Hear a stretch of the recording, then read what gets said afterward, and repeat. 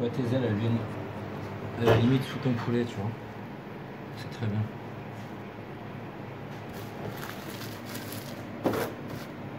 Non, d'accord, et du coup, on laisse aussi les ailes, comme ça fait un petit. Comme ça, au moment du dressé, même si tu peux le faire pour une table de 5, 6 à la commande, tu peux le remettre sur pied. Tes petites pommes de terre autour, qui ont rôti ou confites, tes petits légumes confits. Et au moment de la découpe, même le serveur, il peut se faire plaisir avec un couteau, il n'y a plus de cartilage, il n'y a plus d'os. Oui. Là, et là, au lieu de sortir 4 pelles le jour, tu vas voir qu'à la cuisson, il va rester tel que.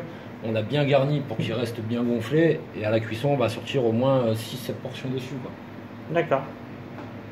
Ok. Et après, on le ficelle quand même là? Donc là, on va le ficeler quand même. Alors si on serait sur une cuisson en basse température avec un bain-marie, on mettrait du film, on mettrait plusieurs couches de film, on roulerait sur lui-même. Oui. On ferait plusieurs couches pour pas qu'il y ait d'eau qui s'infiltre. On pourrait très bien prendre le Vario, le mettre à 80 degrés, envoyer de l'eau. On tomberait même à 65 degrés pour un poulet, pour une volaille. Et on mettrait la ballotine, hop, dedans avec le film, ça cuirait. Après, on se le refroidit en cellule de refroidissement. Et quand tu te l'ouvres, tu découpes, tu snacks ou tu vas au four et t'envoies. Tu peux aussi faire comme ça, quoi. Donc on passe par donc là, tu vois, je mets toujours la première ficelle parce qu'après, avec les autres, ça va me servir de guide. Mais à la limite, c'est toi qui vas le faire. Alors tu vois, ficelé? Ouais. Ah, ça c'est pas le meilleur pour ça. Là, tu vas voir. Ça sert souvent. Ce qu'on se dit, c'est qu'on en met une au milieu. On en met une. Souvent sur les rôtis, on fait ça. Mais pour les faire passer en dessous après? Alors, tu as cette utilité-là qui est pas mal pour le faire passer en dessous. Et là, en fait, si tu veux, le fait de mettre une ficelle là, je vais te montrer le schéma. Alors, imagine qu'on n'est pas sur du poulet là, mais qu'on est sur un rôti. Oui. Tu vois, j'en mettrai une au milieu là, et une autre là. Une autre au bout. Alors là, j'obtiens 2 morceaux. D'accord avec moi? Ouais. Je peux très bien dire à mon patron, j'ai fait un rôti de veau, je t'en sors 12 portions. Mais pour être sûr d'avoir les 12 portions, ouais, avec la ficelle, avec la ficelle, tu portionnes. Donc là, de 2, si jamais tu mets une ficelle au milieu, tu passes à 4 morceaux, tu vois.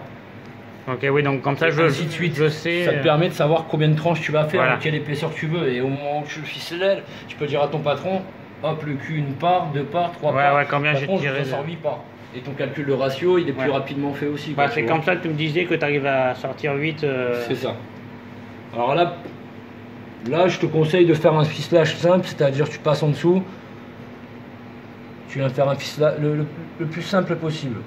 Tu pourrais faire le ficelage avec la boucle. Alors avec la boucle, c'est laisser dérouler le fil au-dessus de toi et faire une boucle avec ta main, tout en le passant dedans et en tirant. Ça, c'est la méthode pour les bouchers. Les bouchers, ils sont bouchés. Les cuisiniers, ça reste cuisinier. Déjà, si tu sais faire un nœud de lacet, tu sais ficeler, quoi. Tu vois, t'as pas besoin d'avoir des grandes techniques. Tu vois, là, tu viens faire le milieu. Moi, quand je suis allé, on m'a pas du tout appris comme ça. Hein. Qui ça? En cours.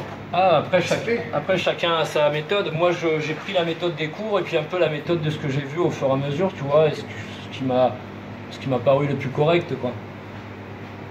Et on disait d'abord de passer en dessous comme ça, et puis après faire les lanières, mais toujours utiliser le même fil. Ouais, voilà, tu peux utiliser toujours le même fil. Mais là, l'avantage de cette technique, c'est que une fois que tu vas enlever ton fil, souvent comme sur les poulets rôtis, tu as tout qui vient avec.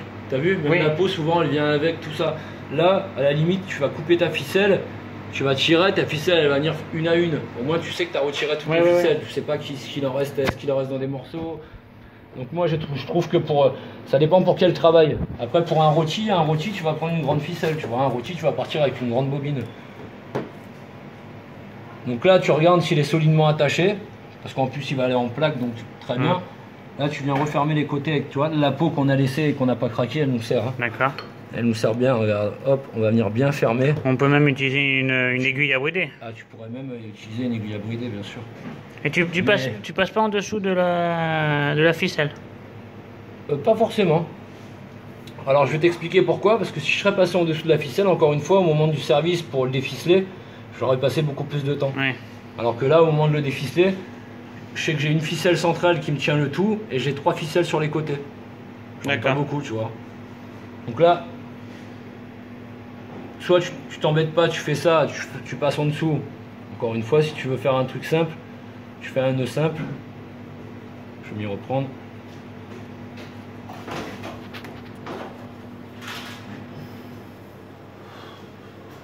Alors là, je la serre pas trop parce que je veux pas en faire un truc qui est super compressé, tu vois. Je veux un truc qui ait une tenue quand même. Oui, c'est plus pour tenir que... C'est ça, que pour ficeler en lui-même.